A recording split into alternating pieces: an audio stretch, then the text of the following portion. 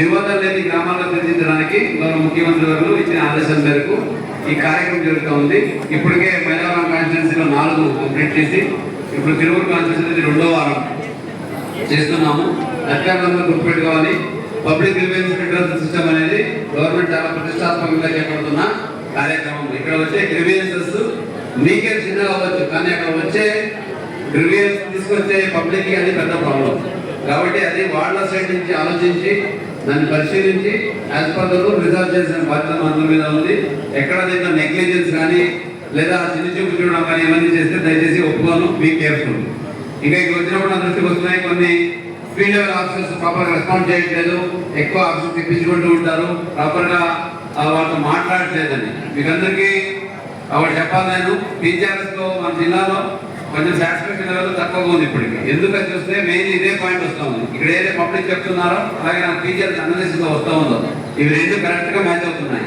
Public వినడానికి time ఎక్కువ ఇవ్వట్లేదు అనేది చిన్న అబ్జర్వేషన్ ఉంది. దానికే మన జిల్లాలో ఇప్పటి నుంచి జరిగే సమస్యలు పీజీఆర్ఎస్ కేవలం పీజీఆర్ఎస్ కాదండి, పీపుల్ ఫ్రెండ్లీ పీజీఆర్ఎస్ ప్రతి మండే జరిగేది, ఫీల్డ్లో జరిగేది. మీరు ప్రజలతో ఫస్ట్ కూర్చొని వినాలి, వాళ్ళ సమస్యలు అర్థం చేసుకోవాలి.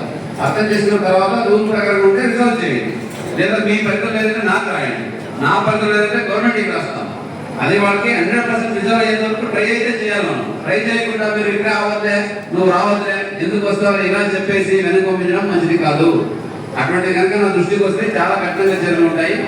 బికాజ్ మీరందరూ ఫీల్డ్లో ఉన్నామంటే ఫేస్ ఆఫ్ ద గవర్నమెంట్ ఇక్కడ సీఎం గారు ప్రభుత్వం ఎలా అయితే ఆలోచిస్తూ ఉందో మీరు up to grass root level అదే మాదిరి ఆలోచించి ప్రజలకి అండగా ఉండాలి. ప్రజా సమస్య పరిష్కారంలో ఎన్టీఆర్ జిల్లా ముందంజలో ఉండాలి. దానికి మీ అందరి సానుకూలత అలాగే మీ అందరి కోఆపరేషన్ కోరుతున్నాను. ఎక్కడైనా డీవియేషన్ ఉంటే మాత్రం చాలా కఠినంగా చర్యలు తీసుకోవడం జరుగుతుంది. నాకు మీరు యాక్షన్ తీసుకోవడానికి అవకాశం ఇవ్వకండి చెప్తున్నాను.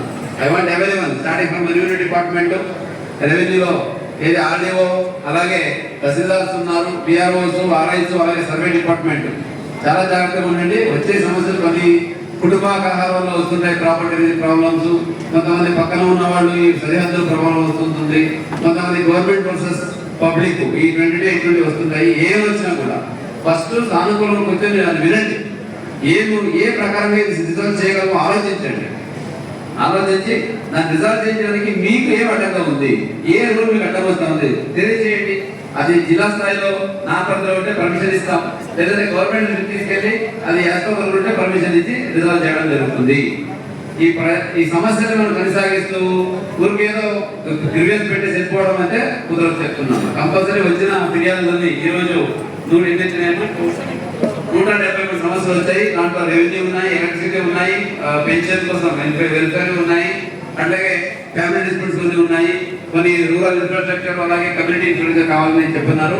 ఇవన్నీ కూడా ఆ కన్సర్న్ హెచ్ఓడీస్ లిస్ట్ అవుట్ తీసుకొని నాకు నెక్స్ట్ వీక్ వచ్చే పీజీఆర్ఎస్ కల్లా ఇవన్నీ వాటి మీ యాక్షన్ ఏముంది మీ పరిధిలో ఉంటే రికార్డ్ చేసి రిపోర్ట్ చేయండి.